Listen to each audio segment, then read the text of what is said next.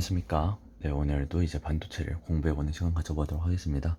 지난 거의 3주간 이제 이런 시간이 없었는데 시험 기간 때문에 그래서 오늘 다시 한번 더 가져볼 거고, 오늘은 그 지난 시간 예고와는 좀 다르게 시스템 반도체, 메모리 반도체, 그리고 N형, P형 반도체에 대해서 공부해보는 시간 가져보도록 하겠습니다.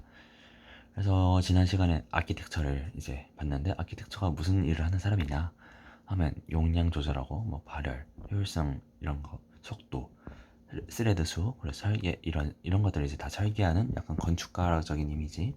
그러니까 모든 거를 이제 좀 거시적 멀리서 바라보는 이제 그런 이제 역할을 하는 거죠. 그래서 이제 그걸 통해서 설계를 하고 이제 그런 설계도를 만드는 역할을 하는 사람이었습니다. 그래서 이제 그 다음에 시스템에 대해서 얘기를 했는데 뭐 하드웨어 막 그런 얘기를 하면서 정리를 했었던 것 같아요. 네. 그래서 오늘부터는 이제 다시 메모리 반도체, 시스템 반도체, N형, P형 반도체하고, 그리고 이런 그거에 대한 기업들도 공부해보고, 그리고 메모리 반도체 공부하면 또 램과 롬을 공부해야 되지 않겠습니까?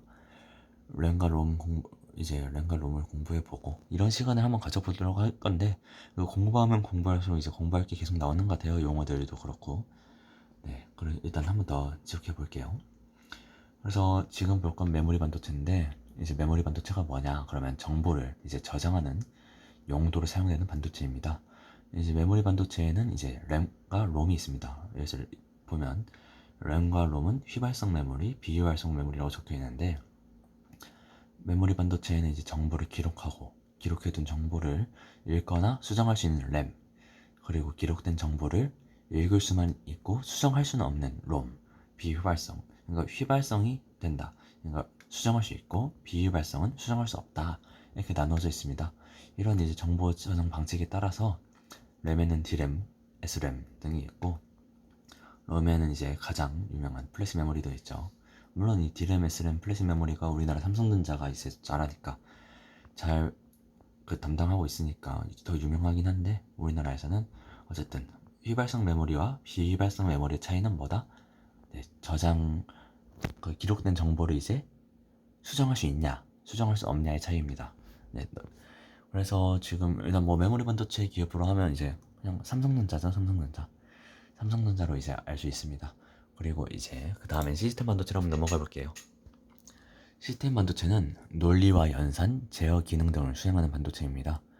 이제 메모리 반도체는 방금 말했던 것 같이 정보를 저장하는 역할인데, 시스템 반도체는 디지털화된 정기적 정보를 연산하거나 처리하는 이제 반도체로, 이제 뭐 마이크로 컴포넌트, 그리고 아날로그 IC, 로직 IC, 그리고 옵티컬 세미컨덕터, 광학 반도체 등으로 이제 구분이 되는데, 이 네 개에 대해서 대충 이야기를 하면, 이제 마이크로 컴포넌트는 두뇌 역할을 하는 시스템 반도체로 MPU, MCU, DSP 등이 있습니다. 그리고 아날로그 IC는 이제 음악과 같은 이제 아날로그 신호를 이제 컴퓨터가 인식할 수 있도록 디지털 신호로 바꿔주는 반도체이고, 로직은 이제 논리 회로들 있잖아요. 뭐 엑셀을 좀 하신 분들도 아실 텐데, and, or 막 그런 이제 논리 회로 함수들을 이제 이런 걸로 구성이 되면서 제품 내 특정 부분을 제어하는 반도체입니다. 그리고 광학 반도체는 이제 광학이란 옵티컬이란 이름이 있듯이 이제 빛을 전기 신호로 변환해 주거나, 또 이제 전기 신호를 그 반대로 빛으로 이제 변환해 주는 반도체입니다. 요즘 시스템 반도체가 굉장히 핫한데, 일단 시스템 반도체 기업은 가장 먼저 떠오르는 기업은 TSMC입니다. 지금 전 세계 1위의 기업으로 지금 매우 잘 나가고 있는 대만의 TSMC로, 이제 그 뒤를 이제 삼성전자가 따라가고 있고, 삼성전자도 이제 시스템 반도체 1위 자리를 노리면서 이제 성장하고 있는 단계입니다. 물론 지금 삼성전자가 2등이에요, 2등. 차이가 1위와 2위의 차이가 조금 나긴 하지만, 그래도 이제 2등이라는 거 알고 계시고, 그 다음은 이제 N형 반도체입니다. 사실 N형 반도체, 시스템 반도체, 메모리 반도체는 좀 결이 좀 다른데, 그래서 지금 시스템 반도체, 메모리 반도체를 하면서 이제 램과 롬과 하면서 막 플래시 메모리 그런 것들을 공부해 볼까 했는데, 그냥 약간 가장 유명한 이라고 해야 되나? 이런 앞에 뭐가 붙은 거 있잖아요. 막 시스템이다, 메모리다, N형이다, P형이다. 이거의 차이가 일단 무엇인지부터 이야기를 해드리는 게 맞는 것 같아서, 일단 N형 반도체와 P형 반도체에 대해서 이야기를 해보려고 합니다.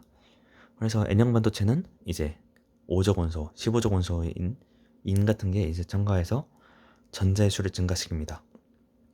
전자의 수를 증가시켜가지고 이제 원자 핵에 결합되어 있는 전자가 이제 움직일 수 없기 때문에 전류가 흐르지 않는데 반도체는 이제 진성 반도체여가지고 그래서 이 진성 반도체의 이제 특정 불순물을 이제 첨가하면 전자나 이제 홀이 이제 수가 증가해서 가지고 이제 전기 전도도를 조절할 수 있습니다. 전기 전도도를 조절할 수 있는데 이렇게 조절한 이제 반도체를 외인성 반도체라고 하고 아니면 뭐 불순물 반도체라고도 하고. 네. 일단 14족 원소인 실리콘에 이제 최외각 전자인 5개, 최외각 전자가 15족인 인 그리고 AS 비소 등 이제 15족 원소를 이제 불순물로 첨가하면 이제 실리콘 원자랑 공유 결합한 다음에 전자가 남습니다. 하나가 잉여 전자가 생기는데 이제 이 상태에서 실리콘 결정에다가 전압을 걸어주면 이제 이 잉여 전자가 이제 자유 전자가 돼서 전류가 흐르는 것을 볼 수 있는데 이를 통해서 이제 이게 N형 반도체구나 라는 걸 알 수 있습니다. N형 반도체 하면 15적을 사용한다. 그리고 잉여 전자가 남는다. 그리고 전류가 흐르면 자유 전자가 된다. 네, 이 정도만 전압을 걸어주면 자유 전자가 된다. 이렇게만 일단 N형 반도체에 대해서는 알면 될 것 같습니다. 그 다음에 P형 반도체로 넘어갈게요. P형 반도체는 이제 15족이 아닌 13족을 첨가해서 이제 구멍을 만드는 건데 구멍에 이제 수를 하나 만드는 건데 이제 여기서 보면 흰색 원이 있잖아요. 이게 지금 다 삼성 반도체 이야기라는 사이트에서 이제 이런 사진들을 지금 첨부해 봤는데 순수 반도체인 아까 전에 말씀드렸던 이제 진성 반도체라고 있는데 이제 원자 핵에 결합되어 있는 전자가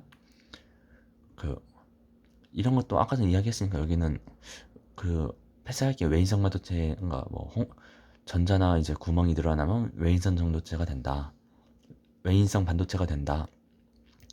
라는 이야기는 일단 패스를 하고 그러니까 진성 반도체는 이제 일단 전류가 흐르지 않는데 근데 뭐 전자나 전공을 넣어서 전기 전도도 조절해가지고 외인성 반도체를 만든다 라는 걸 일단 패스하고 근데 이제 N형 반도체와의 차이점은 P형은 이제 13족 알루미늄 같은 거 이제 맞죠? 네, 알루미늄으로 그렇고 붕소도 있고 그러니까 뭐 전자 3개 남는 거 이제 그런 거를 이제 맞죠? 리베 붕이 그러니까 이런 원소들을 이제 불순물로 첨가하면 이제 실리콘 원자가 공유 결합을 하는데 전자가 비어 있는 상태가 됩니다. 그러니까 뭐 구멍이 생기는 거죠. 이 상태에서 이제 실리콘 결정에 전압을 걸어주면 전공이 이동하면서 전류가 흐르고 이를 이제 P형 반도체라고 합니다. 그래서 N형 반도체는 이제 전자가 남는 거고 P형 반도체는 전자가 부족한 거고 이 정도의 차이가 있다는 걸 알려드리면서 그 다음에 이제 다음 시간에 무엇을 할 거냐 하면 사실 이것도 지금 고민 중이에요. 기업들을 이야기할지 아니면 아까 전에 말했던 램과 롬을 이야기할지는 고민 중인데 IC 칩을 이야기할까 뭐 이야기하고 싶은 게 너무 많아가지고 지금 당장 뭐 어떤 걸 이야기하겠다 그거는 당장 확신은 못 짓겠지만 어쨌든 또 좋은 이야기 더 도움이 될 정보들을 이제 더 많은 정보들을 이제 알려드릴 수 있도록 이제 물론 아시는 분이 더 많겠지만 혹시 모르시는 분들은 이 영상을 통해서 공부할 수 있도록 최대한 도움이 되도록 노력하겠습니다. 감사합니다. 다음 주 월요일 날은 이제 또 그 영상을 뉴스 정리한 영상으로 찾아뵙겠습니다. 감사합니다.